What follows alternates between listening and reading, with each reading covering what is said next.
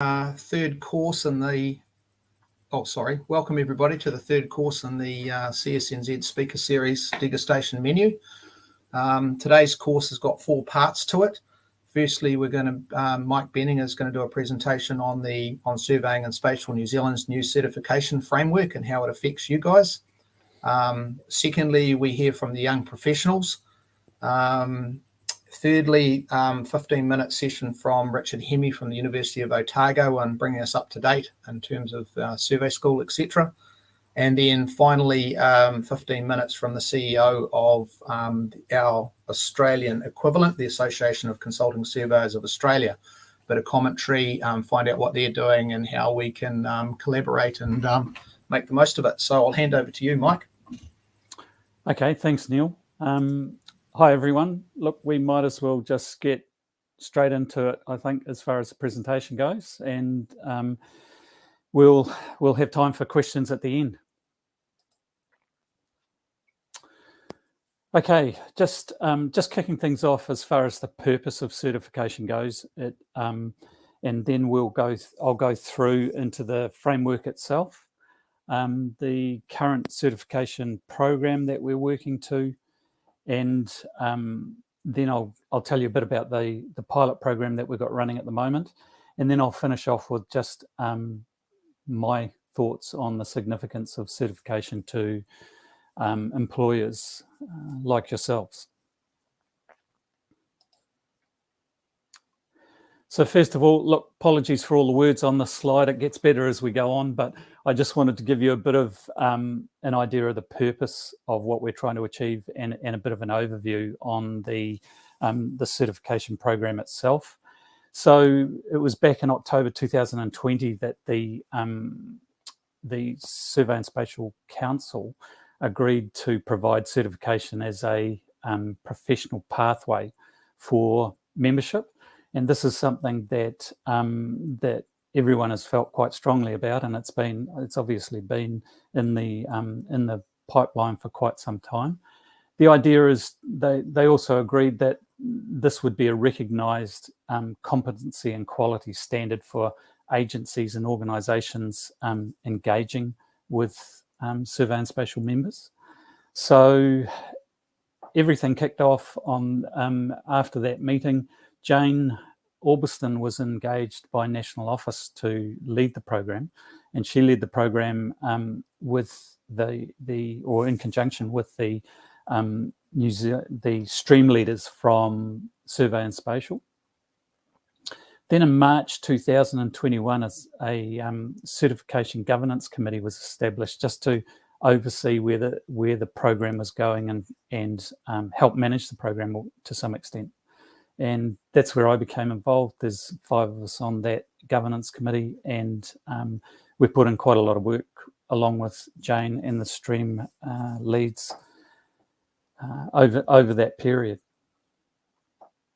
Between March and October 2021, we developed a certification framework and program guide.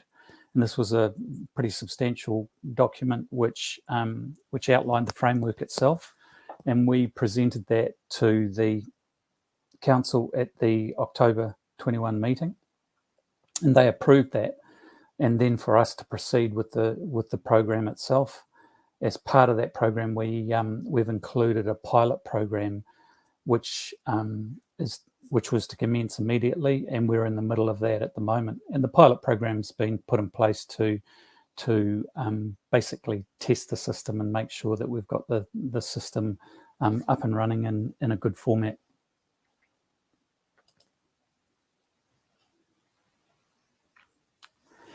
So the certification framework itself is to set a quality benchmark for survey and spatial professionals.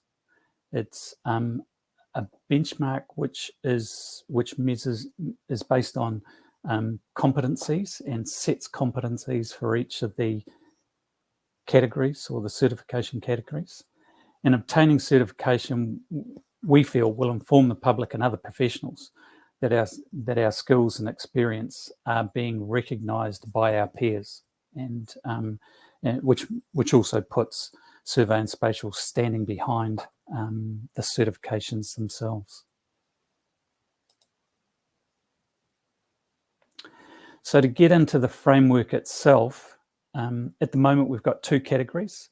The first is certified professional, and the second is certified practitioner. The certified professional is a competency which as it would suggest, is dealing with professional practice and just the commercial side of business. The certified practitioner is focused on technical ability within specialist fields, and so there are those two quite different categories, but connected at this stage. So to look at the professional certification in a bit more depth, we looked at the competencies that we feel will need to be achieved to reach certification in this area, and there's basically three main areas there. Individual competencies under each heading, but professional conduct, obviously a very important one. Communication skills in its broadest sense, and best business practice. So those three are the competencies fall under those three themes. And of course, the last thing is that we've always got to have references around those themes themselves.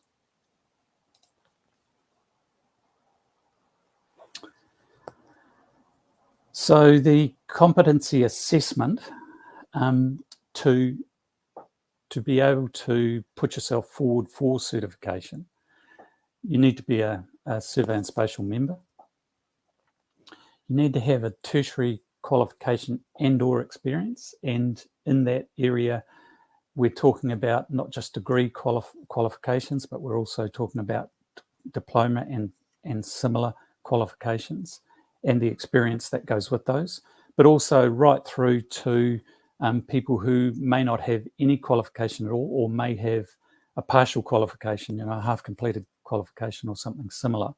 But obviously in those circumstances, those individuals will need to show that their experience is significant in that particular area. You need to meet the professional certification competencies. You need to commit to the code of ethics and professional behaviour.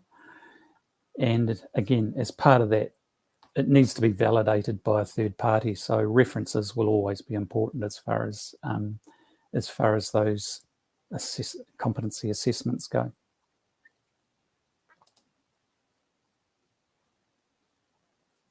So that's the professional certification. When we come to the practitioner certification, at the moment we have two initial types. And again, as I mentioned earlier, they're technically, or their focus is on technical ability. And the two initial types that we're looking at are engineering surveying and land development engineering. That's our guideline. We've worked on those with our guideline, and those are the two groups that we're taking forward into the pilot as well.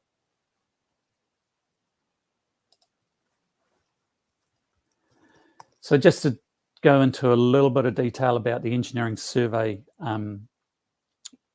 practitioner certification, the competencies that we're looking at there and fall under four broad themes: survey measurement, fundamental engineering surveying principles, geodetic principles, and survey data management.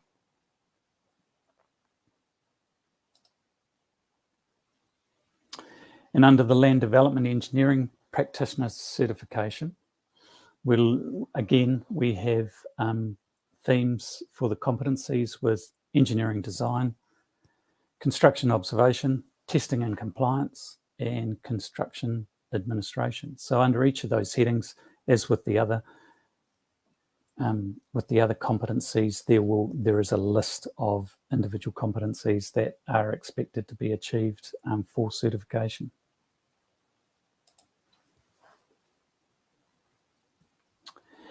So again, just like the professional certification, practitioner certification has requirements around being a member, again, tertiary qualification and or experience. To become a practitioner, you need to have already obtained the professional certification. So that's a, if you like, that's a gateway to the certification process itself. You need to meet the competencies and criteria of your specialist discipline. And again, we need to have references and to measure against those. So it's a fairly standard sort of process. We're trying to keep this as consistent as possible across the various groups and the various types of certification, so that we're not making things any more complicated than they need to be.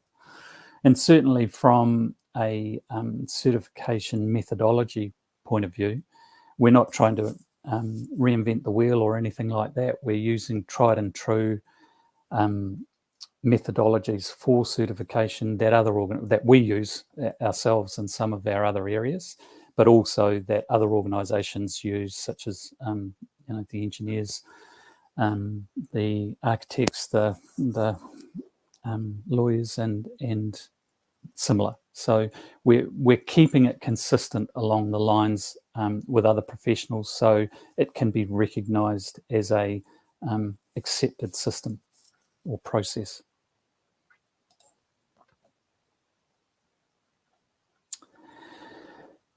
So from it, as far as an application goes, again, we're trying to keep consistency across all our applications, so that we don't have one set of rules for one and one set of rules for another. So for professional and practitioner assessment, the application packs that would be expected to be submitted for certification would contain a self-assessment, and that self-assessment would be a measurement of yourself against the competencies that are expected to be met as part of the certification process. There would need to be evidence to support that. So, you would need to provide evidence in the way of project experience and the like, to show that you have met and achieved those skills. Third-party validation, again, is always really important. References from other parties to say that they agree with your assessment. And then finally, there would be either a video or interactive assessment with the individual candidates to ensure and basically test the competencies a wee bit to a greater degree, or in a wee bit more depth. So that's the assessment package itself.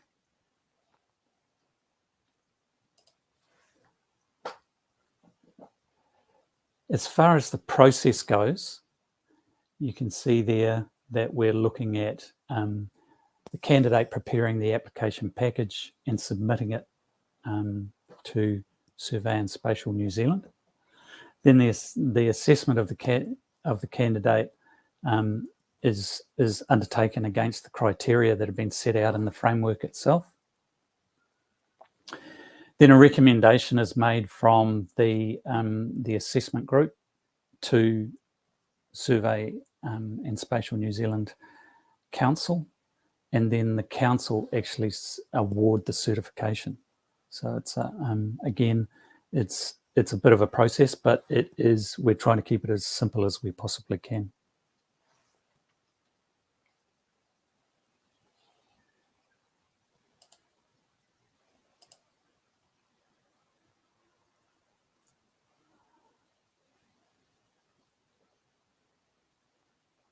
Okay, sorry, I think I went twice then. Yeah. Okay.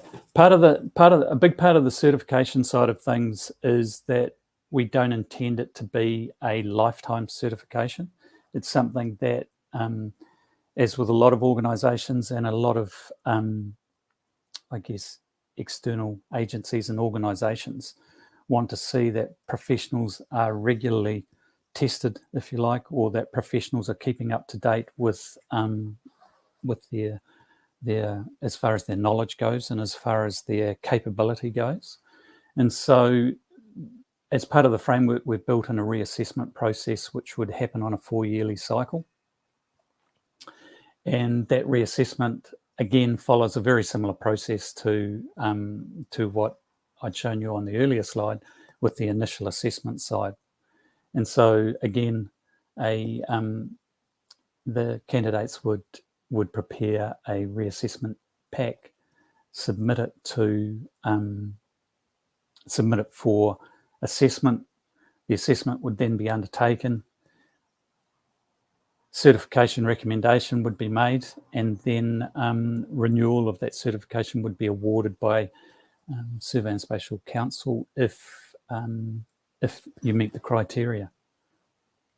Important part there is that this is something that we would there's going to be expectations once you're initially certified that you obviously keep up to date, or the individuals keep up to date with what's happening in the industry and what's happening in their particular areas of business. It's important that they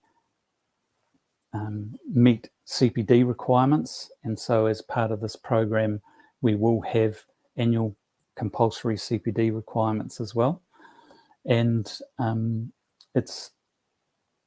intention is that it will be a system that is understood by organisations outside of our membership, and that organisations will be able to go on our website and actually see how this process works.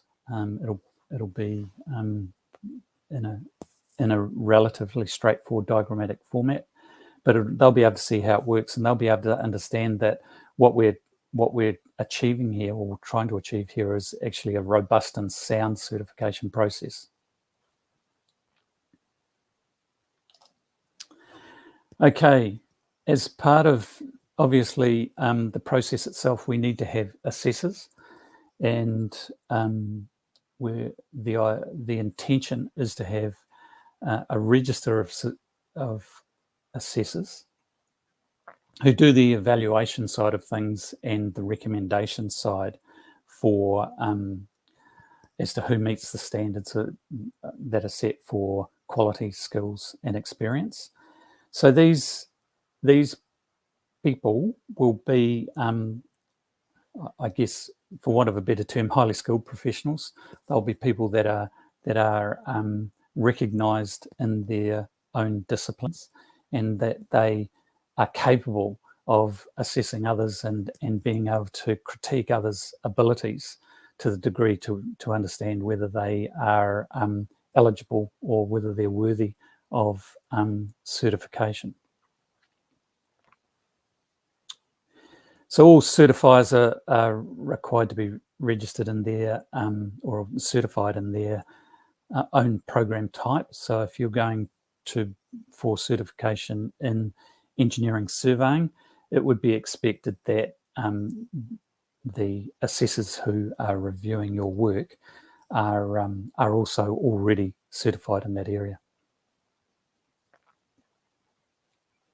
So becoming an assessor is a similar sort of process to obtaining certification.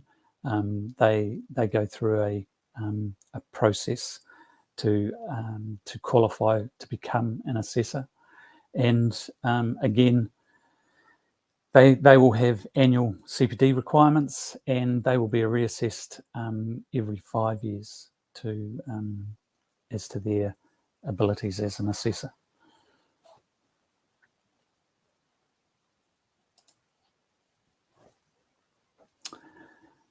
So where we're at the moment, and we're in the middle basically of our pilot program. We commenced work on the pilot program immediately after approval in October last year, and where we are at the moment is we've established the back end process, if you like, and the ability to manage the applications and the actual process itself going forward. We also want to test the framework to ensure that it does what we're intending it to do. We didn't want to run out and go live to the whole membership and then find that we had problems. So that's a huge reason behind the pilot itself. The assessors for the pilot, we don't really have the time to go through and do, if you like, an assessor or create a group of assessors, certify them, and then go through a candidate process. So what we've done is in conjunction with our stream leads and using guidance from our stream leads for the pilot process, we've actually appointed assessors from those groups, and we are now looking to move forward and work on the candidate side of things. We intend to process 25 to 30 candidates with roughly equal numbers across the two technical disciplines. The candidates have already been approached, which is great because this program has had a bit of an airing over the last 6 months, and we've had groups that have approached us and asked us not only if they could be candidates in the pilot, but we've also had people approach us asking if they could be part of the assessor group as well. So it's really encouraging to see the numbers that have come forward already without us actually going out, if you like, to the market. But we now have the people that we need for the pilot itself. We've got candidates that have been approached and they're preparing their applications, which will close on the 17th of June. The interviews and assessment processes will be held over a month between the 22nd of June and 22nd of July. And the pilot outcomes will be reported back to council by the 27th of July. So by the end of July, we hope to have this program pretty much wrapped up, and then be looking to talk with council as far as implementing the program going forward to the full membership.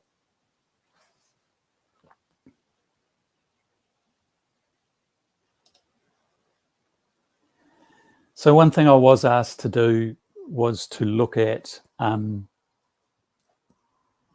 the benefits, if you like, or the significance and the benefits to employees. And this is something that hopefully, having gone through the presentation so far, you'll get a fairly good idea of what could be beneficial to you, what could be beneficial to your business. I've put up some ideas there in that the way I see it is it's a recognised certification for individuals and organisations. So that means that those individuals and those organisations can promote themselves on the back of that. As an organisation, Survey and Spatial will need to get out into the community and do education around the certification process itself and what we're trying to achieve, and particularly, obviously, to external organisations. And when I talk about external organisations, I'm talking about other professionals who we interface with and interact with pretty much every day, but also councils and local councils, regional councils, and government, central government. And that's a really important one, as you all know, particularly as far as signing off on plans for council around land development engineering and engineering surveying to some extent, and being able to assure council that the people who are signing these certificates and the like, or approvals for them, do have the skills and the capability to be able to do that. Up until presently, I guess we're reliant on licensed surveyors and registered professional surveyors to do a lot of that approval work. What we're trying to do here is obviously expand that group for external organisations into people who really do or may specialise in those particular areas that we've identified so far. From a individual business point of view, I think it's important that certification can be utilised for employee development plans. So it can be, obviously you can use it within your businesses to encourage others to grow and develop in particular areas and to work towards certification. And then lastly, I've just put there that it's an opportunity to promote your business in a competitive market. And as we know, markets are becoming increasingly competitive, and with the increased technology, particularly in the areas of UAVs and scanning and the like, it's a point of difference for us to be able to say that we have certification in these areas, and that we have the expertise in the measurement side or in the survey measurement side, and can show that by way of a certification, as opposed to as we see in the market at the moment, other organisations who are not associated with surveying are using this technology and these tools to be able to generate their own data sets. And they will increasingly do that, and we'll have increasing competition in those areas. So that's just, from my point of view, that's just 4 areas that I feel that we could be, or businesses could be using certification going forward. So I've covered most of it off there now, and I'm more than happy to open it up, Neil, and deal with any questions that come through. Thanks, Mike. I omitted to make reference to the audience that we've changed platform, as you've seen. Partway through, we were using Zoom for the last 2 courses, and this one we're using a webinar platform. So people are welcome to use the chat function and ask questions during each of the speakers' presentations. And typically at the end, I will then relay those questions to the speaker to answer. So please ask any questions that you like on the chat. I know the other people in the audience can't see those, but the people in the studio, like Mike and I, for example, in this session, we can see those things. So maybe, Mike, first up, what practically a question. Yep. Could you give me some examples of what a certified engineering surveyor or land development engineer would be able to certify, and who would that be to? Okay, I guess the obvious answer to that is really in our interactions with councils, and the work that the certification or the approvals that councils require. We're already doing some initial work with a number of councils at the moment, and giving them an understanding of what we're trying to achieve with our certification program. And so, like for engineering, land and development engineering, for instance, we have a lot of councils who are obviously very selective on who can sign and approve engineering designs, who can sign off on compliance and the like. There's varying standards across the whole country. Some councils insist on it being just purely engineers. Others are a bit more informed and will work with surveyors, and some require licensed surveyors, some require registered professionals and the like. So our intention would be to make sure that it's very that the certification is very clear, that the anyone who holds the certification is capable of meeting the requirements to be able to sign council approvals or approvals for council. And so an example of that is recently we had discussions with Auckland City, and we did a presentation to them along these lines. We talked about the competencies for land development engineering as an example, and they were very keen to understand, and were very keen to be part of this and get some consistency of the approvers coming through to them. And that was working with the development engineers across the council. So we had great feedback from that. Obviously, as an organisation, we will need to do a lot of hard work and educate the groups that we want to work with, such as the councils. And in a lot of cases, we're already talking to local government New Zealand, but in a lot of cases, it will be a matter of dealing with almost a council by council approach, because each council seems to have a different approach on who they will look at to approve or accept approvals from. Thanks, Mike. Some questions from the audience. What will be the makeup of the assessment panel? Look, the assessment panel is we're, as I mentioned earlier, we're just looking to get highly skilled professionals in those particular areas, similar to examination panels that we have in place at the moment. But they will need to be obviously specialised in the, if you like, the field or the sub-discipline of surveying that we're looking to open up in that area. And just a point that I guess I didn't come across clearly on was that with the Practitioner Certification, we've started initially with engineering surveying and land development engineering.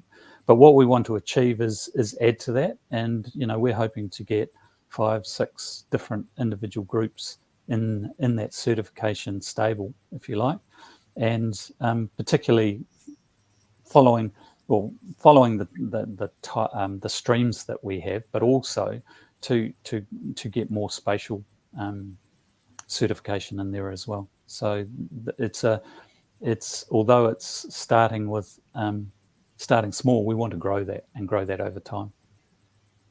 Thanks, Mike. Next question. Do you see any issues in that certification would not be backed up by legislation like CPNG has?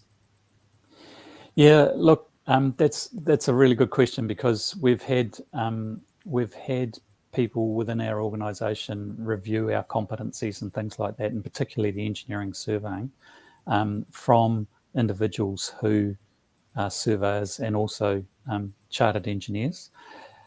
We've also been in contact with MB, who are currently going through the exercise of negotiating with Engineering New Zealand and ACE New Zealand around the CPN issues and how that's going to change going forward. We've put our hands up and said, as far as land development, civil engineering goes, surveyors have a long history in that area, and we want to be part of that process going forward. I mean, the last thing we want is for legislation to come out and then to shut us out completely and make it exclusively for engineers only. We've had some good feedback from the people at MB who are driving this whole process, and we're basically working through with them at the moment on remaining visible and being part of the whole certification process that they're looking at. Great. So following on from that what you've just been talking about, are we likely to see a return to regulation? I think that I don't think we as an organisation want to head that way. It really depends on where this negotiation goes between MB and the engineering groups and ourselves on the sideline, I guess. Or we're involved, but we're a much smaller player, obviously, because we've, as I say, we've just identified ourselves in that civil capacity. But we may well see some regulation come back, but I think it's too early to say whether that will actually happen or not at this stage. Yeah, thanks, Mike. Who can be a referee, and does it need to be another certified practitioner? And how closely do they need to know the competency of the applicant? So I guess 3 parts to that question. Yeah. Look, that's a really good question too.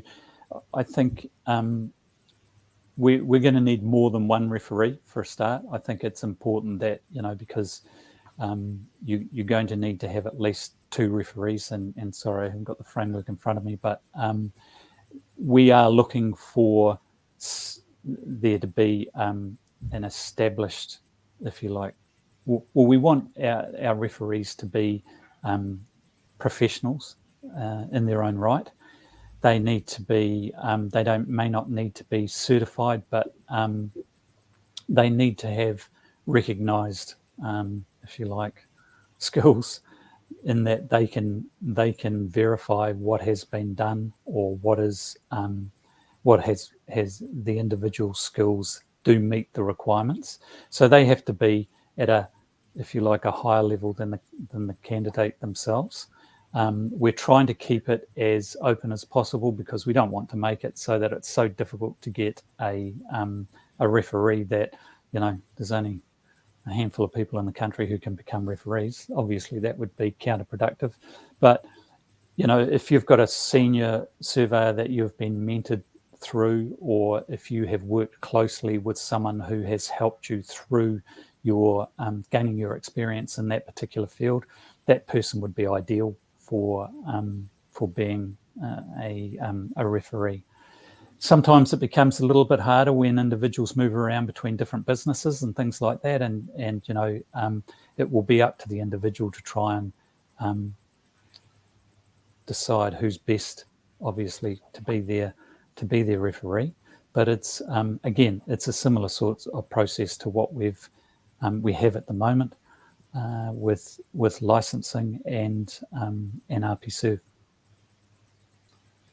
Is it the intention that RP-Serv ceases to exist and be replaced by this certification?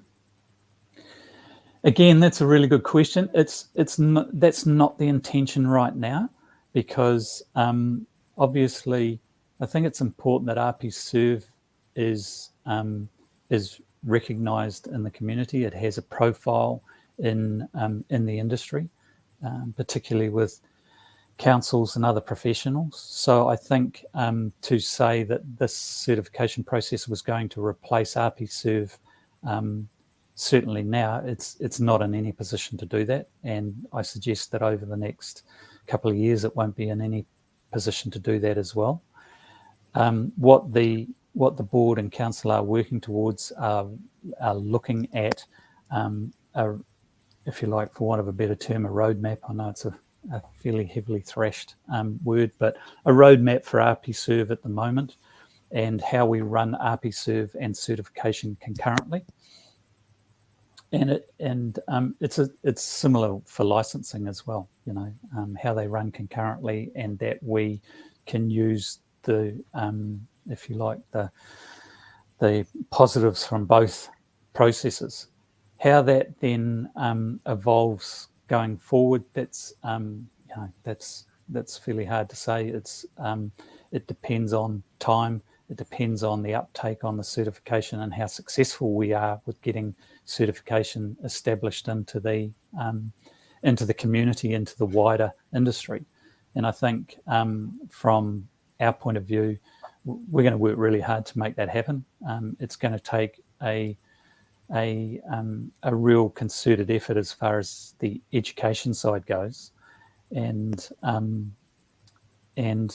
it would be, in my view, my personal view, it'd be crazy for us to try and replace RP-Serv with certification immediately. I think it's something that these two have to work hand in hand for some time before that decision is made. Thanks, Mike. Next question. How will the process be funded? And do you have any idea of costs for first-time certification and then recertification? Yeah, look, it'll be funded from the applicant, the applications themselves.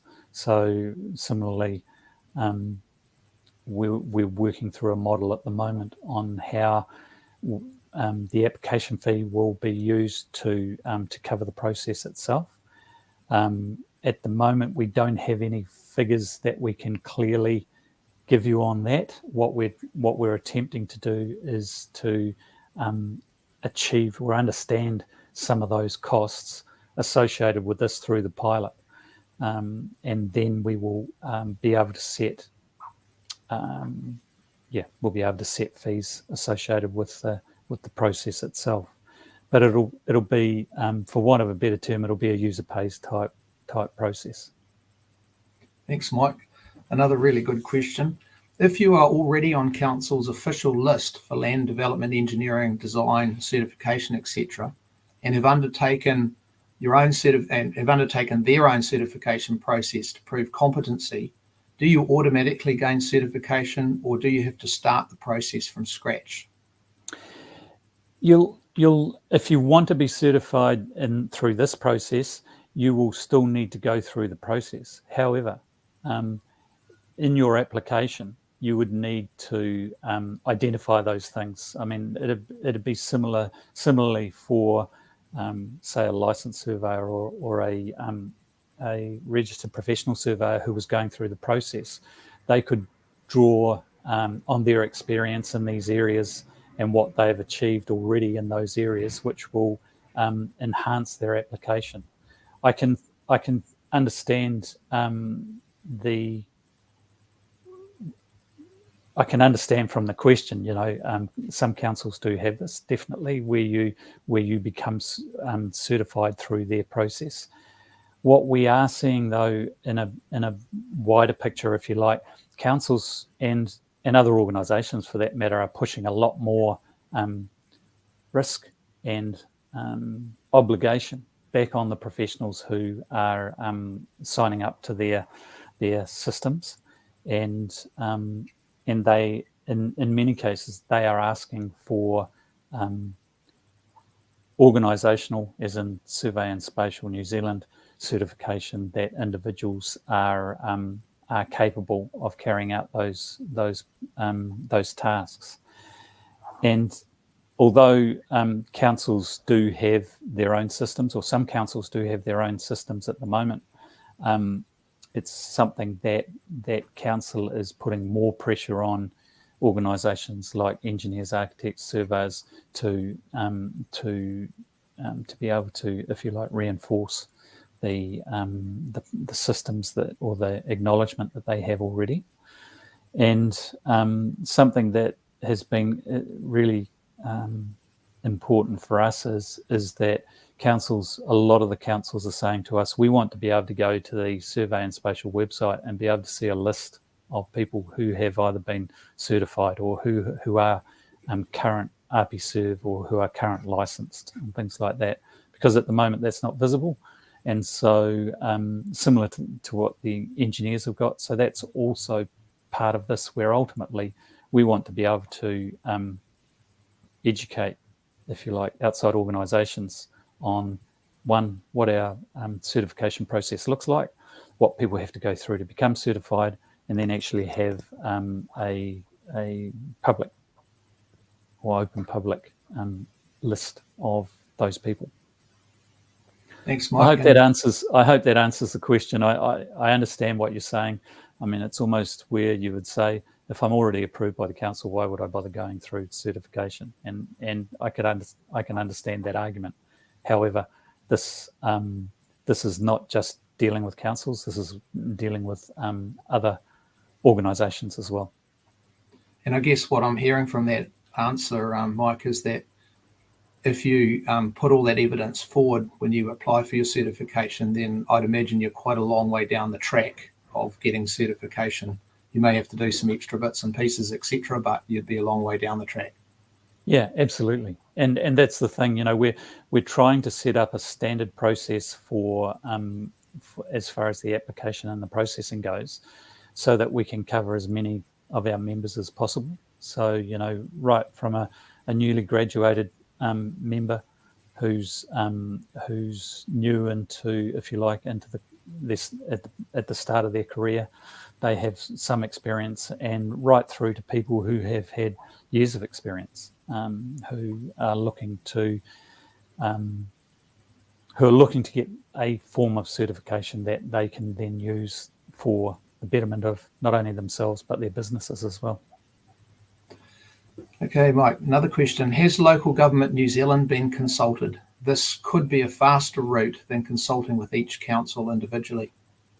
Yeah, look, we have. We've talked to Local Government New Zealand, and they, which is good, and we've given them an understanding of what we're trying to achieve. I agree with you. I would like to think that if we could present similar sort of information at a Local Government New Zealand conference or something like that, that we would get a greater coverage as far as local authorities go. I guess the only rider on that is that we've had some feedback from individual councils who believe that they would rather be consulted directly, because they don't always. It's hard to know how to put this exactly, but they don't always follow the Local Government New Zealand model, and councils tend to sometimes do their own thing in certain areas. So I think it's important that we tackle both groups. Definitely go to the umbrella group of Local Government New Zealand, but also talk with individual councils and things like that as well. Thanks, Mike. And final question.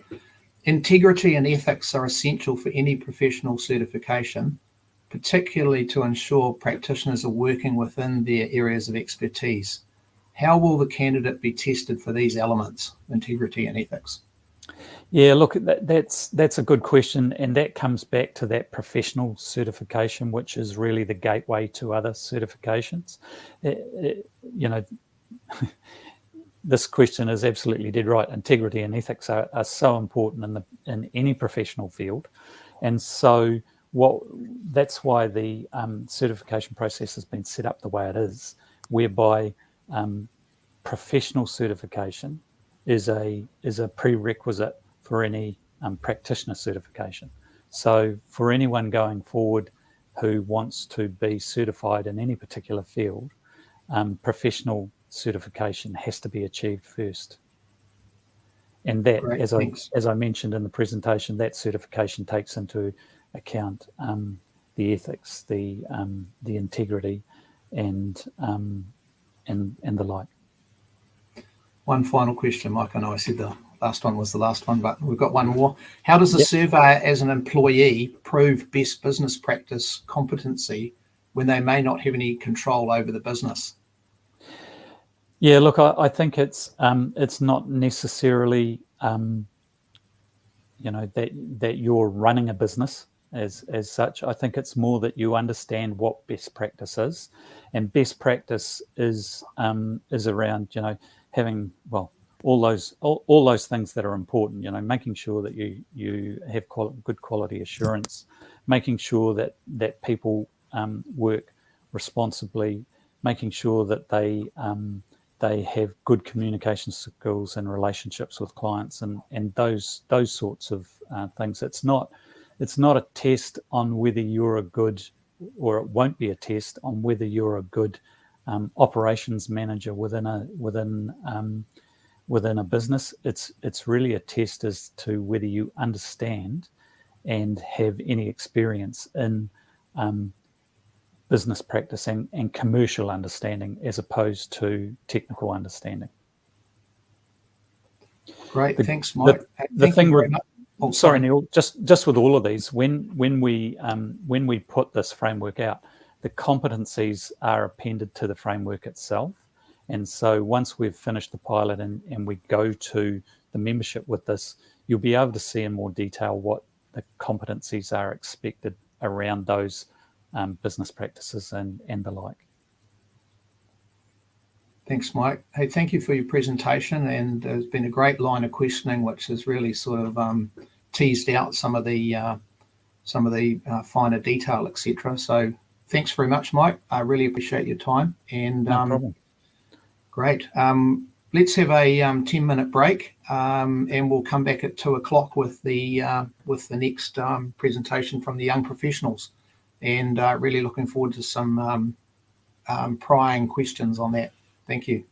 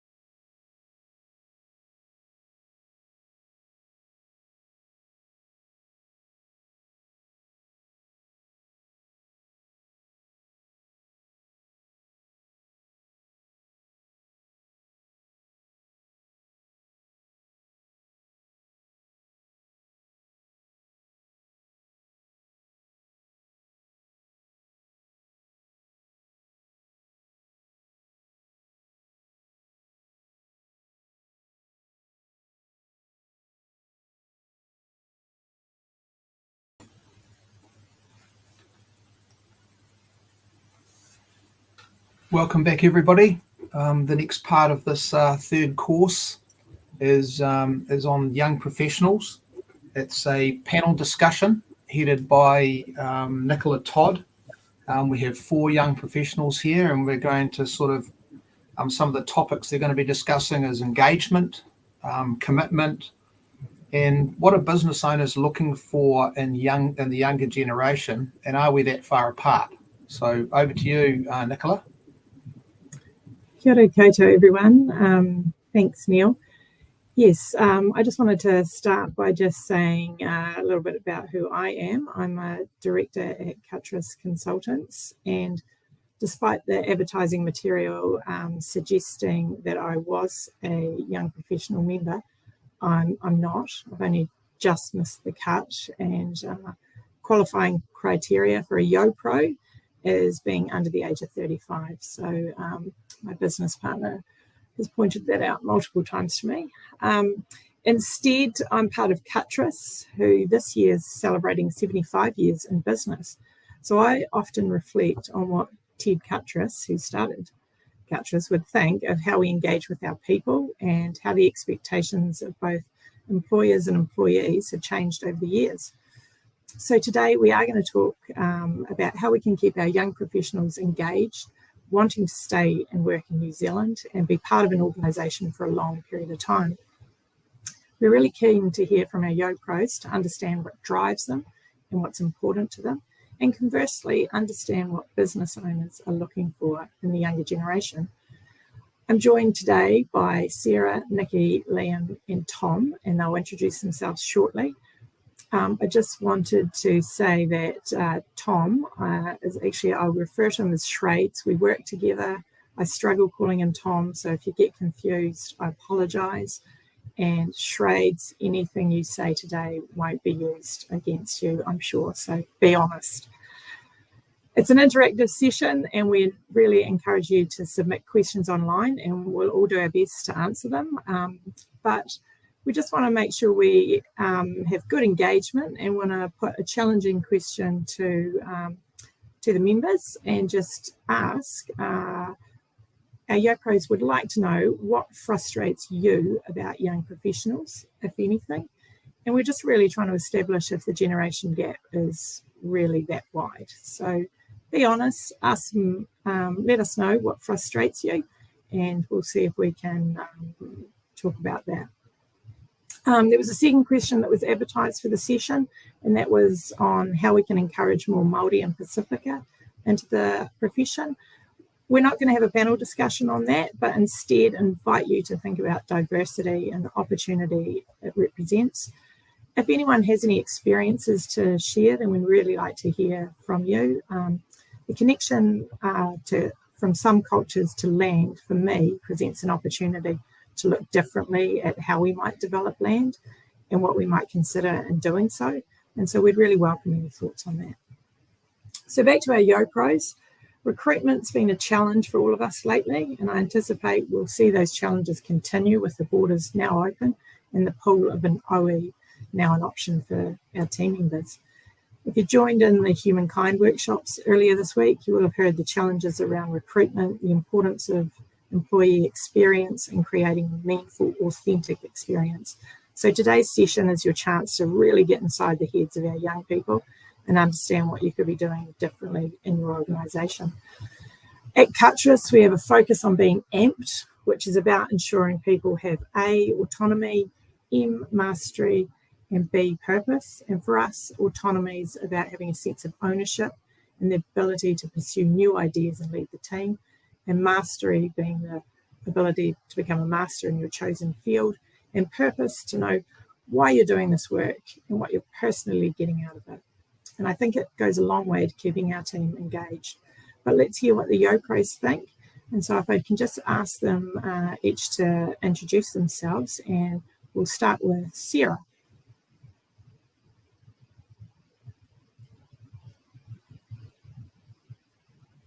Can't actually hear you, Sarah. Can anyone else hear Sarah? Can you hear me now? Yes, we can hear you Great. now. Sorry. Kia ora koutou. I'm Sarah Duggan, a licensed cadastral surveyor working at Becker in Wellington. I've been working for 5 years since graduation, all of which have been at Becca, and I've also completed 3 years of summer student work, again, all at Becca. As you can see, a common Becca theme coming through. I'll pass over to the next person. Nikki? Yeah, hi everyone. I'm Nikki and I'm based in Taupo here. I work at Mackenzie & Co.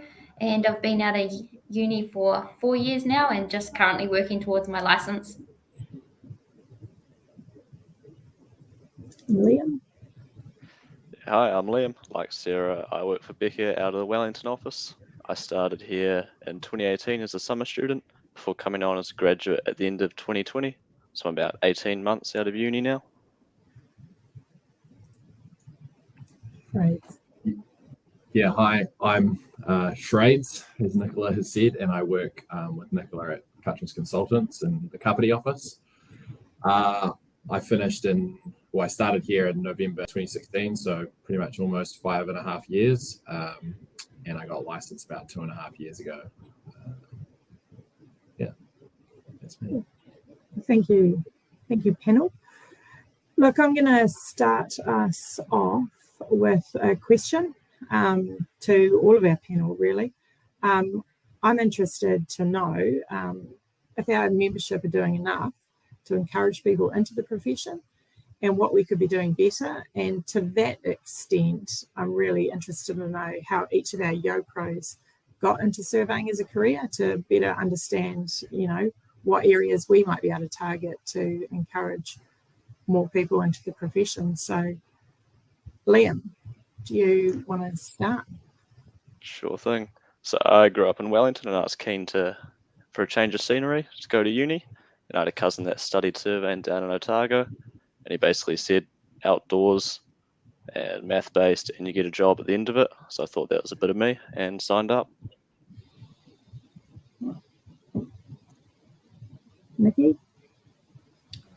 Yeah, so my dad's an engineer and he was working on a lot of the geothermal power stations. So when I was thinking of leaving school, I was sort of not sure what to do. And he said, why don't you come out for a day on site? And that's where I was first exposed to surveying, I guess.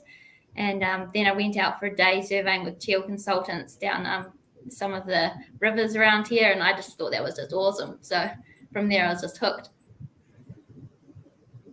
Nice. Shrades, what about you? Yeah, I actually didn't start studying surveying. I went to Otago University and was doing a science-based degree in kind of like biology science. But after about 2 years of that, wasn't really enjoying it. And so literally when I was growing up, loved Lego, loved building stuff, and everyone always told me I'd be an engineer. And so just looked for the thing that was closest to engineering that was available in Otago, and yeah, literally didn't know what surveying was at the time, just took a punt and yeah, absolutely loved it. So quite lucky, I guess. Awesome. Cool. And similarly to Nikki, my father's also an engineer, so that's how I heard about surveying. I then went to the careers advisor at my high school and asked them about surveying, and they managed to find the leaflet for Otago University Survey School, provided me that, and that's when I signed up and started. Nice. So a few of you have stumbled in.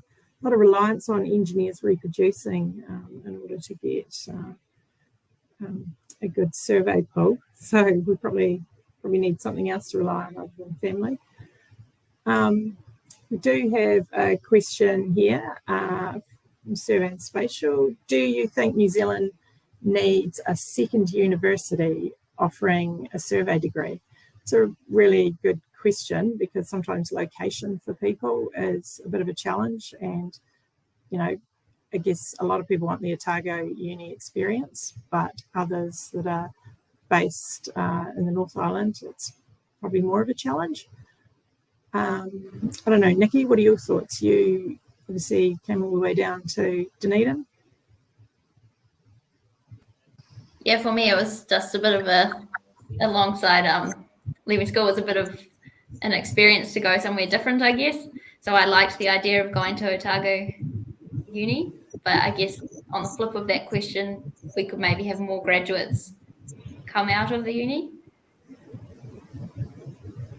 Definitely. I think if location's a challenge for people and resources at uni in Dunedin, so there's certainly an opportunity. I don't know, Liam, do you have any thoughts on that? Yeah, I think it probably would be good because Otago is obviously not for everyone. A lot of people are afraid to go down there. So if you had something in one of the bigger cities offered, I feel like it would get a lot more people through. Yeah, definitely. Another question. As a graduate, what are the attractive qualities of a workplace? So, Sarah, what do you find good about your workplace? From my experience, I think that different graduates find different things attractive. One of the key things is that it's actually quite hard as a graduate finding information on the workplace. You get a flyer in the survey school and you can look up a website, but other than doing summer student work, it's quite hard to find out about how attractive a workplace actually is. Some of the key things I probably thought about when I was first a graduate was things like the development, in particular the licensing pathway, what support was provided around that, what the learning opportunities were, and also having a variety of work, not just doing 2-lot subdivisions or road topos for a whole year. I think it's also probably important to mention money, whilst salary is not the key thing, not always, it does play a part, and this needs to go hand in hand with the other attractive qualities. Thank you. What about you, Shrades? Yeah, similar thoughts really. I completely agree that it's quite hard to know about your employer without having worked there. So when I chose my job, there was literally a few parameters around about size of company and where they were based. But the thing that sold it for me really was talking to someone who had already worked there and told me sort of about the culture of Cuttress, which was a lot of things I really thought would be good for me. So the things I was looking for there really were, focus on licensing, definitely, because that's something that I wanted to do coming out of uni. And yeah, it was really great that you mentioned that autonomy of projects. So that's something that's been really important for me through my sort of first 5 years of training. Was right from the start I was being given ownership of projects, which was really makes you feel valued, and you just learn so much more when you're in the driver's seat, I think. What kind of needs to go part and parcel with that, I think, is a good failure culture, because you're just going to make mistakes. Like, everybody is going to make mistakes when you're learning and training, and you can avoid it for so long, but at some point it's going to come up. And I just think, not expecting mistakes, but when a mistake happens, just addressing it and taking the learnings from it and then moving on, and just try not to make that mistake again. I think that's something that I found is really good in this company, and I think people would benefit from. I think, again, Sarah, you've hit the nail on the head. I was literally tossing up between two companies that I thought would be good, and I think there was a price offer that basically made me go with Cuttress in the end, as well as a really great conversation with Nicola as well. Nice. Cool. Hey, another question here. Is LinkedIn a platform you engage with? If not, are there any other social media platforms in the professional workspace that you use? So, I don't know. You can jump in straight away since I've got my mic on. Probably contrary to my sort of age demographic, I don't really use social media. And so LinkedIn's not something that I've actually got involved with at all. I think I've signed up and I've tried to use it a few times, but just don't really, because I can't really be bothered. So yeah, I don't know if I can add much. Facebook or anything like that? Literally just to message people these days. All right. Sarah, what about you? I'd like to add something in considering, I think LinkedIn is definitely pushed in your final year at survey school, as in it's encouraged to download and create your own LinkedIn profile. At that stage, at that kind of really graduate stage, you do, I guess, join in with the LinkedIn culture. However, maybe not to some, some people don't do it to the full extent. However, I found that in a larger workplace, it's definitely used often by different people, and not just as a job opportunity platform. And for that reason, I think there are a number of people on LinkedIn. It's just you just don't get the full demographic of surveys. Nice, thank you. Another question: what keeps you at your workplace? What would make you leave? And I guess to a certain extent, I suppose adding to that is, other than salary, like what makes you feel rewarded? So Nikki, what are your thoughts here? For me, what keeps me here is definitely the team, the support behind you. Everyone's willing to give you a hand. That small amount of time that nobody ever has a lot of, but every bit counts. I guess also the opportunity to take up new challenges, new ownership of work. But then again, that comes back to your team being able to support you. Like Tom was saying, if things go wrong, then they're right behind you. Yeah. And I guess your second part of your question was what would make me leave. I guess I like to keep my role quite diverse. So if I was getting into sort of like that pigeonholed spot, I guess, yeah, for me, that would be, that would probably make me leave. Cool. What about you, Liam? A big thing that makes me feel rewarded is being able to see projects through to delivery. It's quite nice to be trusted by your seniors to see something through from start to finish, as opposed to just being used for the field work or the grunt work, which I feel like can happen to some people when you first come into the industry. Nice. And what do you think would make you leave? I guess if I was ever to get bored, if you stop getting challenged, that's probably when I'd think it's time to move on and go somewhere I'll keep learning. Yeah. Okay. Another question: what would be an easier avenue to find out about a company? So I suppose, I guess maybe in the context of graduate recruitment, I suppose what would be helpful. Yeah, I know, Shrades, do you want to tackle that one? Yeah, why not? It's a good question because I think it's quite a difficult thing. I think for me, I didn't really even know what surveying was, let alone what survey companies do. So I think that could all start from, engaging at a lower level with, say, high schools and stuff. Bring high school people on for a day and just getting good exposure of what survey companies do to the wider public, which I'm sure everyone has had trouble with. People don't actually know what we do. I guess contrary to what I said before, maybe company profiles on LinkedIn and just a bigger social media presence could be a good way to show what you do every day, rather than on a one-off pamphlet or potentially a one-off lecture at the school surveying in Dunedin. So yeah, good question though. Yeah, Sarah, have you got any thoughts on that? Yeah, just an additional thought on maybe once you're out of the survey school, finding out about other companies. One of the key things is really word of mouth and engaging in the survey profession, whether it's at survey and spatial branch meetings or just in terms of social events that surveyors are at.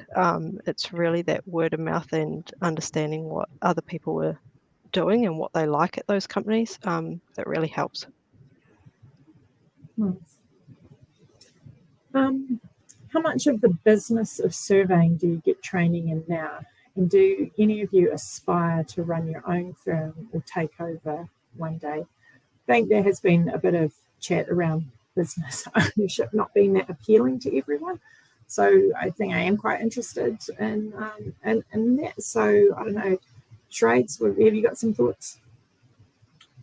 Yeah, I do. I guess at this stage of my life, I'm not too interested in business ownership, but that's not to say I'm not interested in how the business works as an organization. So something that that I've been exposed to more and more, like, started invoicing my jobs and all that kind of stuff, but just kind of how the financial side of the company actually functions. I've been getting introduced to that a bit more, and that's actually been quite good to see. It's easy to think about the work, but how everything that happens behind the scenes is good to know as well.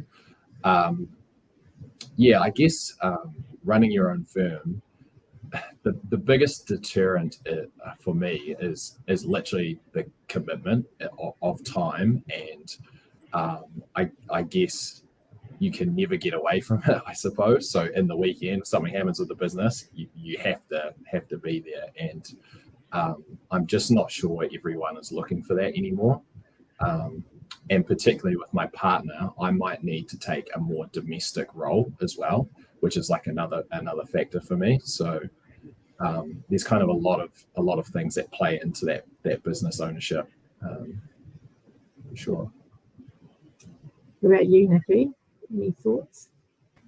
I guess business training now, I guess I'm still learning the ropes of that just through, similar to Tom, through the jobs that you take on. But going forward, it is something that I'd aspire to, the idea of mentorship, helping your team, and then sort of coming up with being able to put your ideas into the company's direction.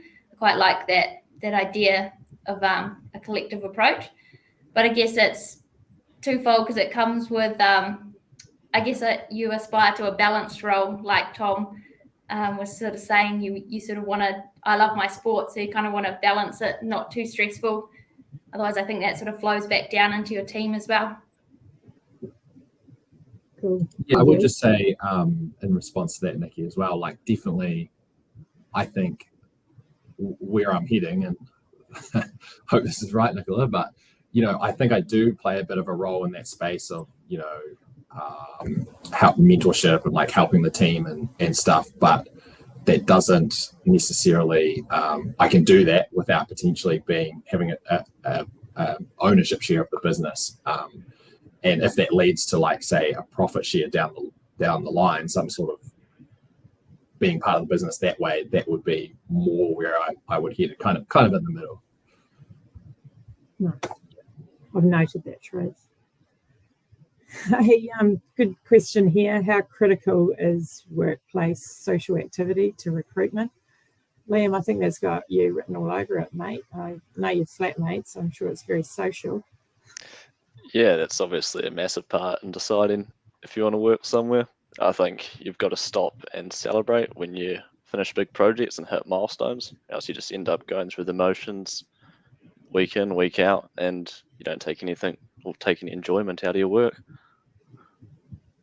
Totally agree. Very social at Cuttress, so I was going to check in with Nikki and see how critical that is. Oh, definitely. I think you get to know your teammates on a whole different level, so it's good to know how we all work together as one.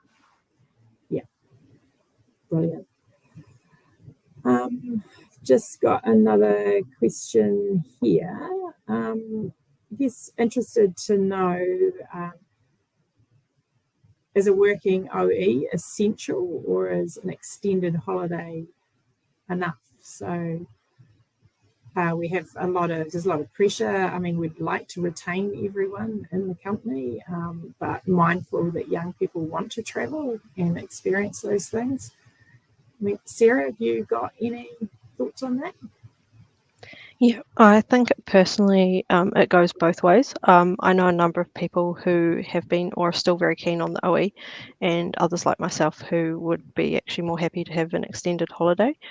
And I think in both cases, there are a few things that the company can do to make it a bit easier for someone wanting to make the decision or trying to make the decision, and determine if they're actually going to come back to that company when they eventually, hopefully, end up back in New Zealand. Probably some of those things would be feeling valued in the company, so that you know that you're likely able to come back and what kind of job you're looking at when you come back, whether it's the same role or different, depending on how long away you've spent, and what work you've done overseas. Another thing that would be useful and to understand is about the clarity of knowing how long extended holidays you're able to take within the company. Obviously, that differs depending on company size and company policies, but actually understanding those up front so that you know and you can make that decision a bit easier. Probably the other thing that is also helpful is hearing from other seniors in the business who have taken OEs or extended holidays, and making sure those conversations are being had so that you can see that, you know, people have gone overseas, done 2 years in England, and realised that actually coming back to that company when they decide to come back to New Zealand was worth it, and that there was reasons for it. Really makes it feel like there's, you know, good things about the company. Awesome, great answer. Another question: now that you have business experience, do you feel that you weren't given enough business direction at survey school? I.e., should it be more prerequisite or covering business management, finance, etc. subjects? That's an interesting one, and I don't know, Nikki, did you want to tackle that? I think that would have been helpful.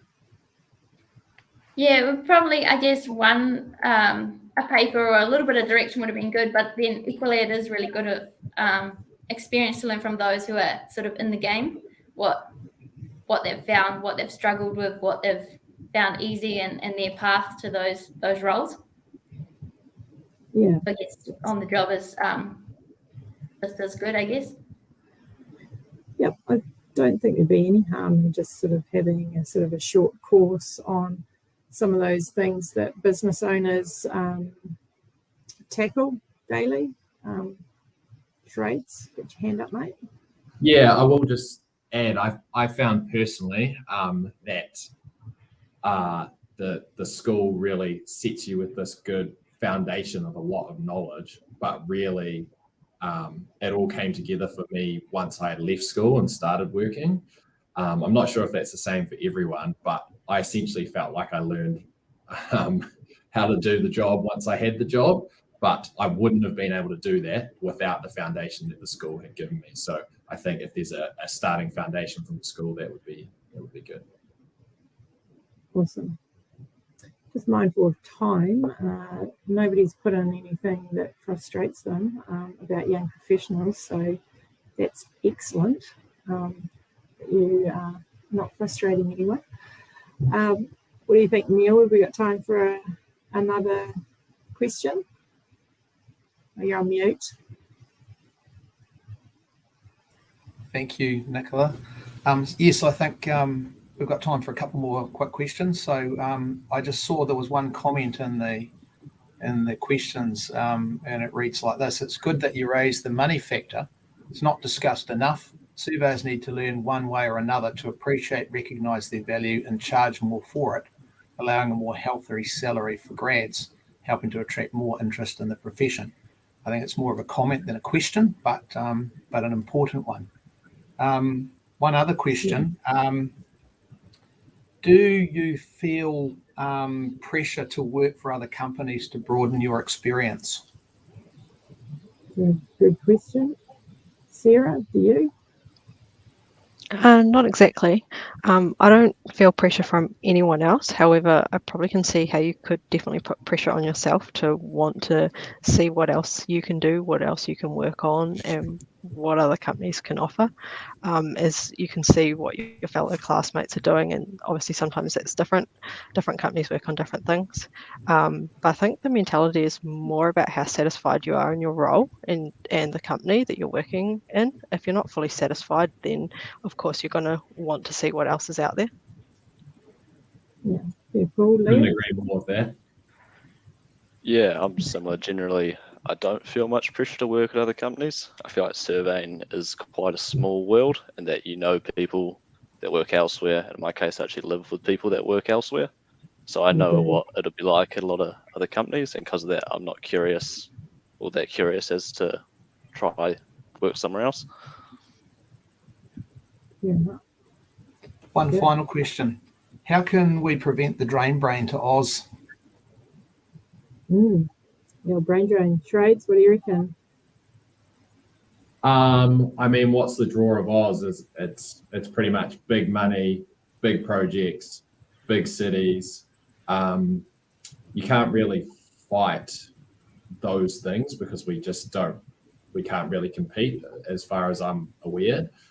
So I guess you just have to figure out something else to provide the graduates, I suppose. I mean, Sarah, you were talking before about potentially longer holidays, or have that part of the offer to make it really clear that you can go away if that's the only draw, is just to go somewhere else for a while, but you're actually quite happy working in NZ, or just flexible hours, potentially vehicles, stuff like that. I just think you've got to think of all those other avenues that you can provide.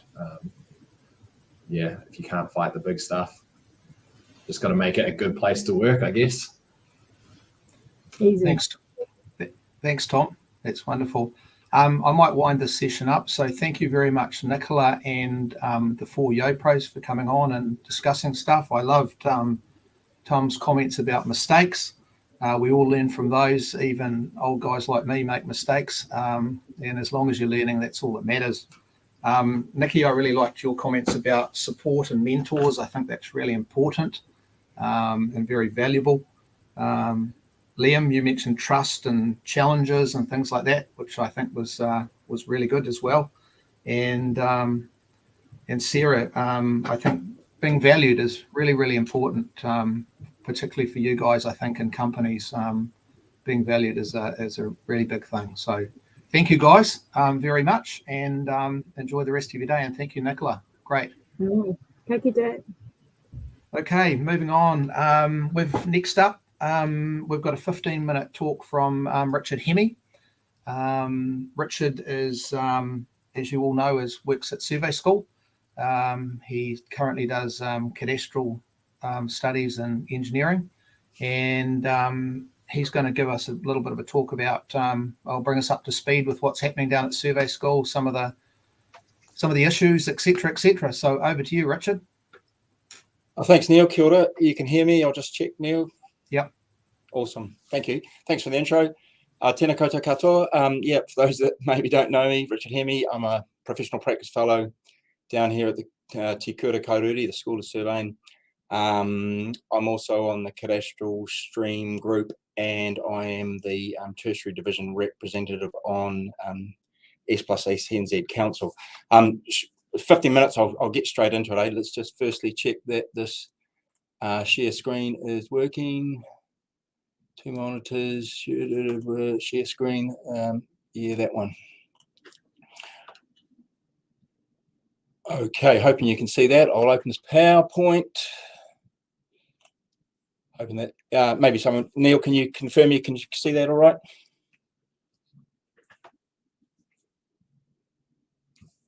Hello. Okay, no one's saying they're not, so I'm going to assume. Thank you. Awesome.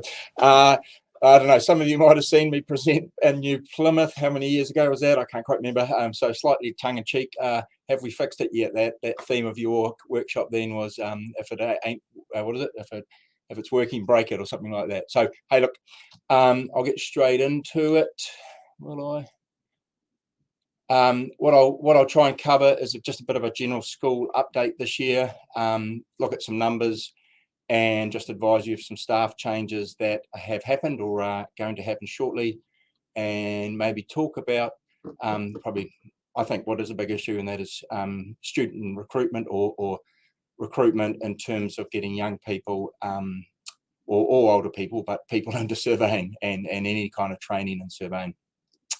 Again, I showed you this if you were at that workshop, I showed you this graph, so I've extended it into this year. Yeah, numbers are a funny thing, aren't they, in some respects, but maybe I think last year I reported that over the last 2 years, 2020 and 2021, we did actually enjoy an increase in the 100 level student intake, and that's gone up again in 2022. So that's probably good news on the back of some COVID interruption in those preceding 2 years. The first pro numbers sort of still do go up and down a bit for a variety of reasons, and then obviously there's a flow-on effect to the final graduate numbers. Yeah, look, you know, I don't know, if you look back, you can see the effect of GFC some years back, probably around when practitioners weren't really encouraging young people into the profession. The numbers were down, but the real effect of that was probably the graduate numbers in 2015. I've touched on that before, when they were down. So maybe, hopefully, with an increase in our 100 levels, and therefore hopefully a flow-on increase into first pro and graduate numbers as well. You know, I do get asked a lot, and maybe just explain that relationship between the 100 level numbers and the first pro numbers. While we have sometimes a big and healthy 100 level class, there is a certain amount of both attrition in the first year, but also that paper has a number of students who aren't really perhaps choosing surveying. They might be doing some other papers, or they're on the cusp and not entirely sure that they do want to take surveying. So, but also we have the standard for getting into the BSurv, which is passing 7 papers, 4 of our core papers included in that, and first year being first year does trip a few students up in terms of progressing. What that also first pro doesn't show is the students that stay in surveying and continue in some of the other degree options. I'm always interested in where students come from, because I think it does sort of feed back into maybe what we do in terms of marketing or outreach. As you might expect, we always do pretty well from Dunedin high schools, absolutely, and Southland and Central. But again, obviously, I still think what's good to see is reasonably good numbers from the upper North Island, certainly still within Auckland there. But also, just in preparing this and updating this number, I think I did a good thing, and then I asked my office manager, Amber West, to just look at one of the years for me, and I just came across this, and I think I want to just make this point, that the students come from a huge variety of places. Obviously, you might argue there's a good amount of regional influence there, but I stress this because I think all practitioners across all of the country can contribute, can help in terms of recruitment, and it's something I'll touch on later. Every small practice in every New Zealand town has perhaps a duty or a role to play in terms of encouraging young people to come into the profession, and that's certainly emphasised by this fact that when we actually see this makeup of where people come from right across the country, big centres and small centres. Maybe interestingly enough, this is actually some figures from, I think it was 2019. We probably still have a small, by comparison, number of overseas students. Okay, this notice is just going out either today or yesterday, just as a quick update. Again, we're sticking very much to our sort of 4-week recruitment period, 2 weeks of advertising, a break, and then 2 weeks of interviews, and the school is very happy to help all potential employers who want to perhaps obtain a graduate down here at the school, with maybe putting up advertisements, and also providing rooms and facilities for interviews. So that'll come through the head office at Surveying and Spatial, but also maybe through some other avenues, that notice. But of course, I'm certain it'll be competitive, as it has been in previous years. Yeah, so it will be another tough year, I think.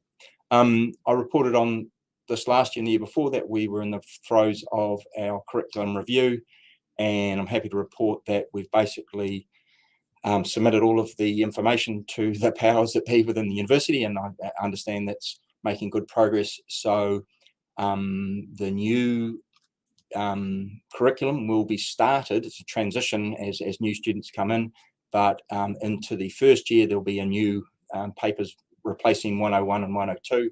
I think they're called 120 and 130. I'd like to think that those are an improvement, those papers, and they'll maybe be a little bit more exciting and maybe modernised to an extent, but also perhaps a little bit broader in terms of land development, land use, and sort of cultural understanding of land in one of those papers. We've also sort of higher up level introducing a paper. Don't want to call it reality capture, but it's actually about various ways of capturing big 3D point data sets and the management and analysis of those. So yeah, it's a transition as the new students come in, hopefully, well, certainly in the beginning of next year. One of the aims of that curriculum review was also to sort of try to, I suppose, enhance the pathways for the specialist BServe degrees, but at the same time without undermining maybe the strength of the BServe. So there's been a bit of focus on which papers are used for these different degrees. It's also made us, I suppose, think a little bit more about our alignment with other, obviously the New Zealand Diploma of Surveying, and maybe students that might come from Unitec and Toi Homai, and we're also getting not a small number of requests from overseas students and surveyors to add a postgraduate diploma to a degree that needs to be checked and certified by the board of, well, the reciprocating boards of Australia and New Zealand, so as to they can do into a postgraduate diploma. And that sort of brings me to something that's been happening this year. So probably some of you are aware that Chris Bands, the reciprocating board with Australia and New Zealand, are working on a project to in some ways enhance the sort of recognition or the mutual recognition of qualifications, both as a postgraduate pathway for their licensing or registration, but also sort of lining up the Australasian degrees, the surveying degrees, and sort of sharing ideas and perhaps common ideas around competencies and teaching. So that's in the consultation stage, but plenty of work to be done in terms of that. Maybe just to repeat that we do have, let me get straight to this, obviously our main Bachelor of Surveying degree, qualification, which probably many in the meeting will probably have themselves, but also that we still offer these 3 BSc degrees, which are all 3-year degrees, and as an alternative. Maybe not aware that the actual BServe intake has actually officially been put up. That was actually a couple of years ago, to 70, and I put the plus on it because we do feel we've got the capacity for those students that meet the requirements to go beyond 70. We've got a new camp, so we don't have any, perhaps some of the bottlenecks that we've had in the past. A couple of staff changes. Dr. Francesca Mazzatico, I've practiced that, has now been working for the last semester, and she's the lecturer in the land tenure and land administration. She's taken over from Dave Goodwin. Jim Bazika is about to retire in the mid-semester, and we're in the process of attempting to appoint someone as his replacement. And Professor Christina Hull is actually coming up next year to complete her second 5-year tenure, and she will be staying at the school and in the university, but she will be likely moving up and someone else appointed as head of school. Maybe, yeah, zooming through the minutes here. In terms of outreach and recruitment, the last couple of years have been quite tricky in terms of organising events. We have actually managed to have certain events, but some of the usual things have gone online. We have a really, Otago University has a very good office all around the country, but with dedicated liaison staff, and I use them a lot in terms of outreach to careers teachers into schools. They help us in some respects at careers events, and we've certainly tried to do some particular outreach events over the last couple of years, some of which have sort of fallen over because of COVID. We do have marketing material, some of those pamphlets I showed you earlier for anyone who wants those. But I just putting my tertiary division hat on here, I really do want to actually think it's time for some sort of dedicated marketing, and I maybe put in brackets human resource. I do actually think it's one of my roles here, but it's a really hard thing to do consistently and to the volume that is needed when I'm busy doing other things and teaching and so forth. So I think as a profession, the consultants division, equally head office, Surveying and Spatial NZ, and perhaps all of the 3 tertiary current providers, that I would like to maybe go to head office and propose a sort of a dedicated marketing resource or project which would take funds and maybe, dare say, employ someone. But I think we're an industry that really needs a big push in terms of getting us out there and the opportunities for young people. Just to quickly finish off my little plug. We survey students and we find out where they come from and what brought them into it and some of these sorts of things. And the underlying theme is always with an industry which is not recognised easily on television. Young people don't really always understand what we are. The main sellers of our industry are ourselves, are you guys out there, you guys answering maybe a call from me and providing a young graduate to help with a marketing or school exercise. It is about us contacting potential students and encouraging them and offering them opportunities. And I know plenty of people do, and I really take my hat off to you all for that, but it's going to continue to be us, maybe with some other sort of resource thrown at it as well. So, sorry, Neil, that's the whole 15 minutes, but yeah, finished, and thanks. Oh, that's great. Thank you, Richard. There was one question, and I think you partially sort of answered it, but Richard, how can you increase first year intake to meet the market? Well, as I say, I think there's one cohort that we don't traditionally do well in, and we could double our intake overnight, and that is women into spatial, women into surveying. So, if we could again put a lot of resource into going into girls' schools and reaching out, maybe using women in spatial, but it's just a squeaky wheel. It's actually getting surveying and spatial and the opportunities. And look, it's an easy sell for me when I go to school, because I can say, hey, you're going to guarantee to get a job, you're going to get paid well, you've got great opportunities. So there's enough ingredients to really sell it. It's just actually getting out there in front of young people. And me or the university or even Unitec, we're too busy to do it in a dedicated way. So I think it is time to actually throw some resource and some money at it and really attempt to do it on a more regular and sort of coherent way. Thank you, Richard. I'm not sure whether you caught the previous session on the YoPros, but one of the things that was made, comments that was made there, was introducing maybe a business paper. I'm not sure whether there is one at the moment at Survey School, or because they thought that would be quite important, sort of as they sort of mature in those first 2 or 3 years into the companies as a grad. They're learning business skills along the way, and they would like a little bit of background on that. Not sure if you've got any comment. Oh, I did see those names, and I've noted them down for later punishment. But there's 2 papers in the final year, and some of you guys might remember this. There's project management and there's professional practice.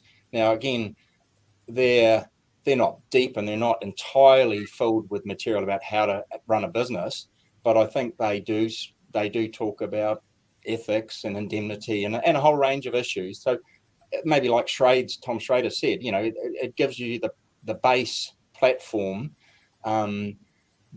And I think the material is there, but it's certainly for maybe a young person to say, actually, I'm going to be a business owner, I should expand on that and maybe go and do something, a local course or something like that. But there is the foundations in professional practice for business knowledge and professional, behaviour and so forth.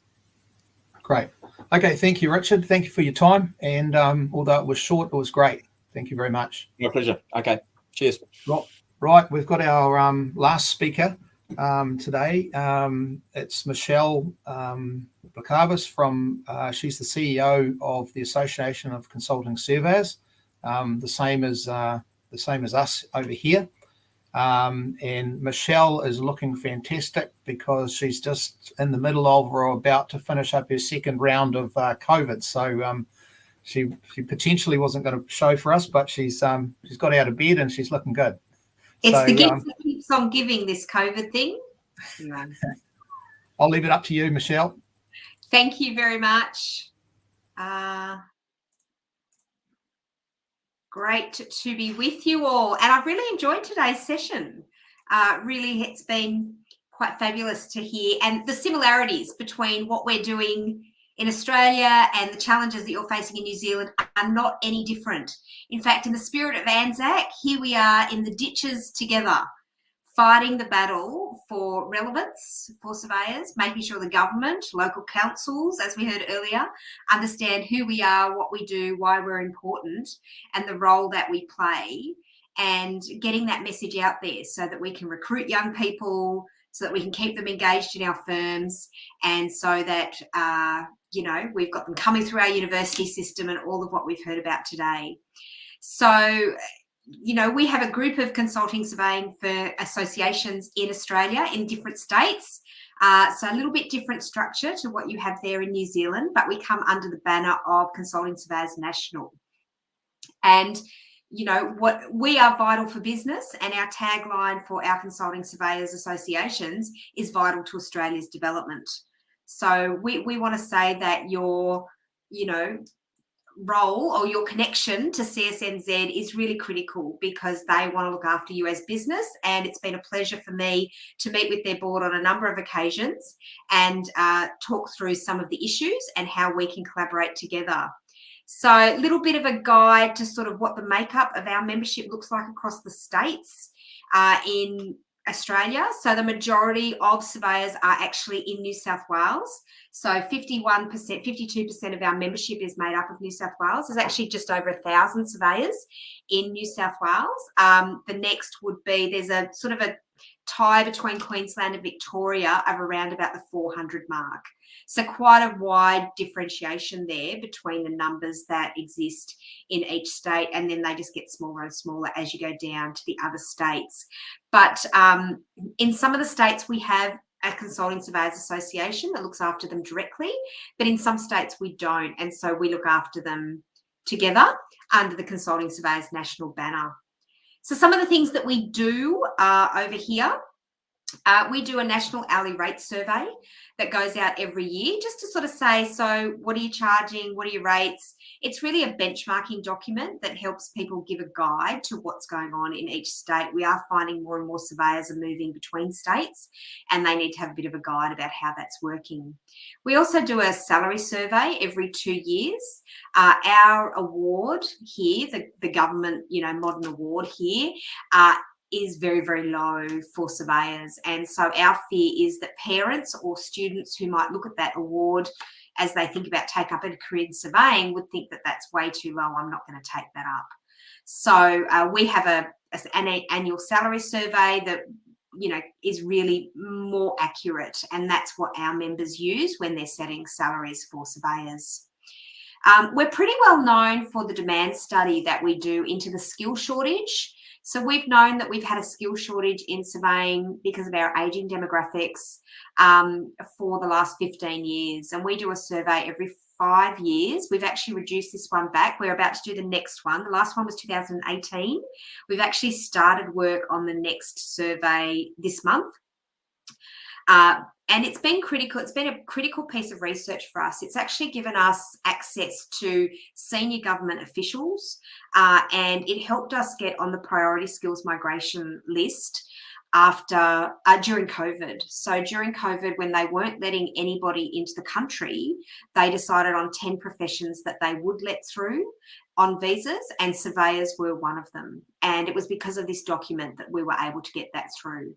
So our treasurer, announced recently in a budget speech, and he mentioned surveyors before architects and before engineers. So we're very excited, and we think it's really got to do with that document. So that document is currently being redone because, we know that all I hear when I talk to surveyors around Australia is that there's just not enough. I need more. I can ask a room, and maybe this room, how many of you could hire somebody if you could find someone? And actually, one of the fun facts for all of you is that many of our New Zealand surveyors who were trained, under Richard at Otago, and then came to Australia to work, have actually gone back to New Zealand. So good on you all. not so good for us, but good for all of you. You've been able to get them back. And so I'm warning you now, you can expect that a number of our Australian firms, and I know that they offer scholarships to Otago graduates to try and entice them over to Australia, and that is likely to continue. So the question is, what can we do together as our CSNs to connect there? So advocacy is a very big piece that we do at both a federal level and a state level. We have significant issues around skills and the training of surveyors. And that's something that I sit on a number of committees for. I also sit on the Australian Construction Industry Forum to represent surveyors and make sure that that surveying voice is heard and well represented. And we often have, you know, we're not fortunate to have this kind of system, a two-tier system like you have with your local government and your central government. And so we have three. And that extra state level is quite interesting because every state has a different piece of legislation for surveying and spatial information. And so surveying is slightly different, and therefore the advocacy piece is slightly different. We have a board of surveyors in every state, and you would all be aware of the Council of Reciprocating Boards, which includes New Zealand as well as ANZLIC. And so, you know, we have that opportunity to work together there, but the advocacy piece is reasonably unique. We have a magazine. You're welcome to hop onto our website, consultingsurveyors.com.au, and have a look at our surveyor magazine. That's been designed, and there was discussion earlier about how we promote the profession. That magazine has specifically been designed to promote the profession. So we don't actually feature a huge lot of technical data and information in that. We mostly feature surveyors and the projects that they work on and what they're adding to the economy and to society and to the community through what they do. Now, sure, it's an information piece for our surveyors, but we give only a third of the magazines are distributed to surveyors, 2/3 of them are distributed to other key players and key stakeholders and developers and property managers and you know, anybody that we can get it into the hands of. It's designed to be a promotional tool for surveyors to use to hand out to others to promote surveying. So have a look at that if you haven't already. We have a national awards recognising businesses of excellence, and we have a national conference which brings together cadastral leaders and business leaders to discuss the issues that affect us at a national level and how we can get around that. So all of our surveyors general attend that, which is very exciting. And we've added international collaboration. We have fantastic relationships with Canada and New Zealand, and we're hoping to create more as the years progress. A couple of new initiatives that you might be interested in. Our version of the Polytechnic that you have there is TAFE over here. And TAFE has kind of dropped the ball for us when it comes to training our technical surveyors. And so we have embarked on our own. We will be running a Surveyors Academy. Actually, the first courses start in project management next week. And we will be delivering our own certificate for and diploma of surveying, which will be a sort of a pathway into the university programs that we have here. So one of the things that we recognise is that it is not just about the cadastral space. We very much need to be looking after that engineering space, as I know that you've all talked about there. So we will be running that program. We've hired a training manager, Peter Cox. Some of you might have heard of Peter. She runs a fabulous web podcast called Defining Boundaries, which I highly recommend you take a listen to, and some of you should apply to be interviewed on it. She's had some New Zealand interviews. So it'll be teacher-led, on-the-job training, and it's available via Zoom. So we're really excited about that program. The other one is business academies. So what we find is that surveyors go to surveying school and they learn how to do surveying, which is awesome. And then what happens is one day they're in a business and they have to start running their own business and they don't know what they're doing. So what we do is we teach them how to do that. And we've got a 5-day academy that runs over the course of 6 months. So it's 5 days over 6 months. It's not 5 consecutive days, because that would be impossible, right? To take 5 days out of business. Heaven forbid we take time out to work on our businesses instead of in them all the time. We also offer monthly online masterclasses that some of you are more than welcome to get involved in. They're the last Friday of every month. They go for 2 hours. And we have a book club. And we read great books like this one. Someone has to be the most expensive. Why not make it you? I'll talk more about that as we go on. There's a question here about the award hourly rate. is by the government. So it's quite low. It's like around the $17, $18 mark. So it's very, very low starting. And also our award, our national award, is actually really hard to understand. It was written a very, very long time ago, and we've had advice that to get it changed, it's going to cost us hundreds of thousands of dollars and engaging with unions, of which none of our surveyors are involved in. So the process to change that is almost impossible. So we just are better off having our own salary survey document. But that's not the one that I'm going to share with you today. I'm going to share with you, I thought you might be fascinated to know what the hourly rates that we charge are. So these are not the hourly rates that we pay people. These are the hourly charge out rates. So this is what we quote clients when we're putting jobs together. And look, not everybody charges by the hour, but it gives us a bit of a guide. And as I said, this is a benchmarking document. So I'm not going to give you everything as the results out of this, but I thought I'd share with you a little bit of sort of what we got. So 228 responses this year, which was good, and sort of the breakup around the place. We only had a little bit from Northern Territory. We've since had all of the surveying firms have joined consulting surveyors. So all 4 in the Northern Territory have joined. They have 75 registered surveyors, 15 of whom actually live in the Northern Territory. Fun fact. Most firms, and it would be interesting to know if it's the same in New Zealand, most firms employ less than 10 people. That is the average. That is higher than average, really. So if you're in a bigger firm that employs more than 10, congratulations, you're unique, because the majority of surveying firms are less than 10 staff, and even higher number are less than 5 in Australia. And the annual turnover, you know, how much money do surveying firms make? Not a lot, it would seem. So less than 2 million. Less than 2 million is really what we're talking about here. So we really are talking about small businesses. And so everything that we do is targeted at supporting those small businesses. And this is always something that I find fascinating, and that is that only 40% of surveying firms prepare budgets.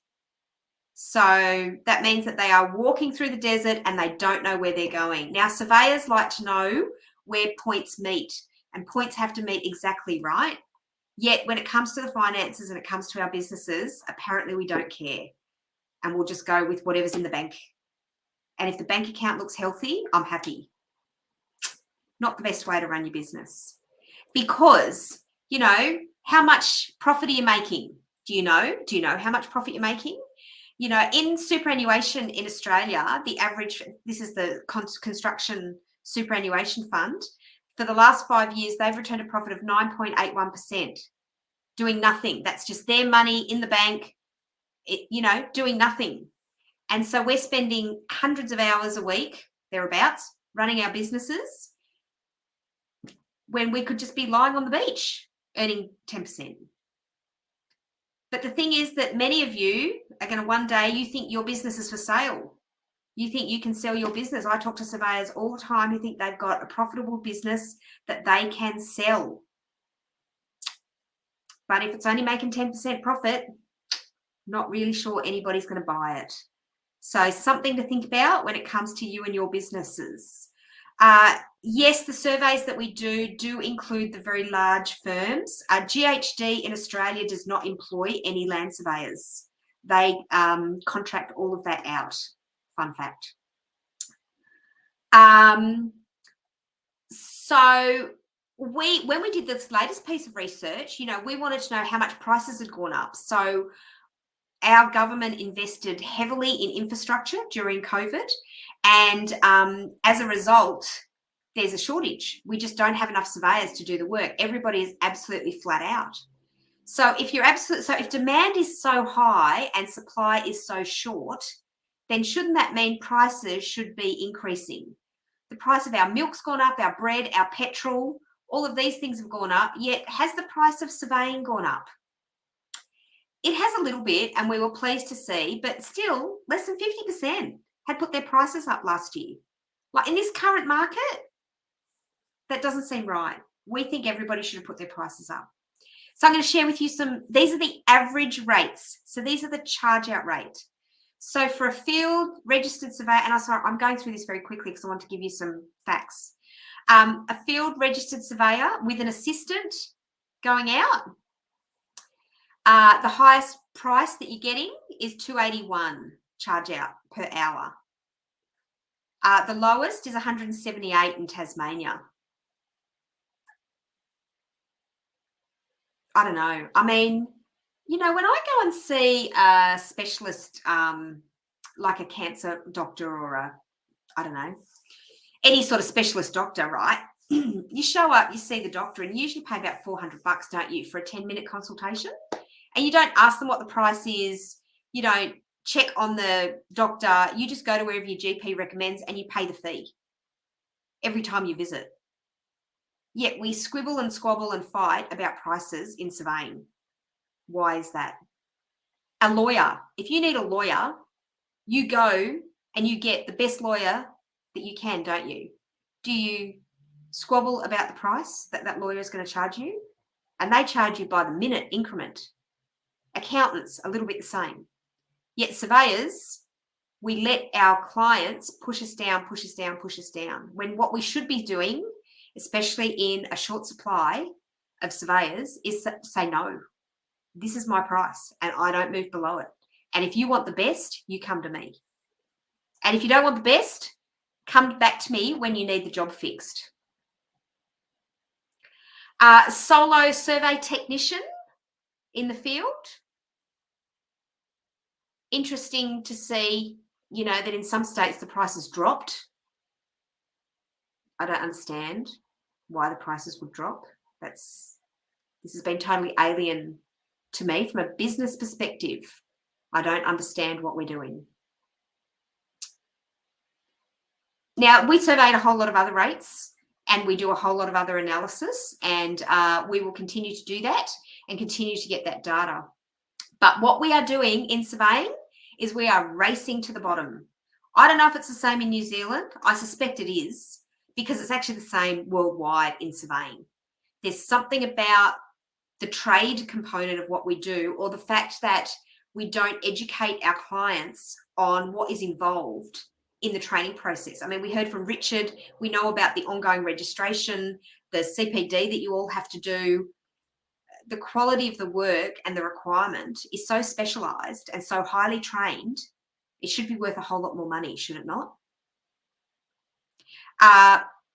You know, we have an outdoor loading price and just a couple of trends. You know, you would think over the last 10 years, so we've been doing this survey for 10 years in New South Wales. It's only just gone national over the last 2 years. It's only gone up 12% in 10 years. Technician rates are coming back down. So that was just a bit of a high level sort of what we do and what we produce for our members to show them. A couple of other things about membership with our association is the networking and collaboration with one another. We've been doing live face-to-face events. Again, we just had one on May the 4th. May the 4th be with you. There was Han Solo was present, as was a stormtrooper. And we had a conference in Orange the weekend before, and we'll have a live conference in June in Port Douglas, which you're all invited to, in 22nd of June. So we do training and events, but for us, it's all about strengthening the business side of surveying, not so much about the actual surveying. It's about strengthening the business side. It's about advocacy for government, with government and other groups. So I meet with a lot of other affiliated associations that we need to connect with and work with. And it's connection at a national level is what we do. And of course, now we have this great partnership with CSNZ and Canada. And what that means is that, you know, the collaboration means that there's opportunities for you and hopefully opportunities for us. And I love some of the training that you're doing and the interesting, you know, session earlier from Mike. We're fascinated and watching all of that very closely. But, you know, you're all invited. There's a QR code there if you want to find out some more information. For Port Douglas, we've got a fabulous program. And the author of this book, Someone Has to Be the Most Expensive, Why Not Make It You, will be our keynote speaker and doing a workshop to help us dive into that value of our businesses and help us actually know how we can increase our prices, how we can up it, etc.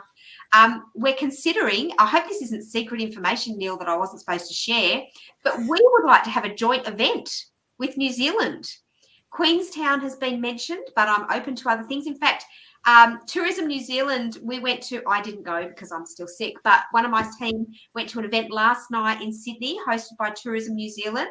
They are enticing us to come and run a conference over there. So that's looking like it's on the cards for next year. So we'd love to do that, and maybe a short little thing if we could fit it in this year. International study tours. We have just done a deal with Trimble, and we'll be taking a group of surveyors to Las Vegas in November to be part of Trimble Dimensions. So I've suggested maybe New Zealand might like to join us for that. We were going to be going to Canada. We've also got on the cards Canadian trip, whether that's next year or the year after. So would love to have you join us in that one.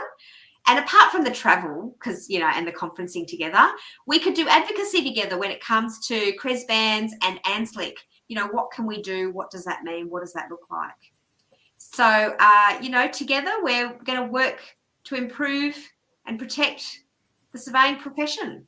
Thanks, Neil. Open to any questions. Thank you, Michelle.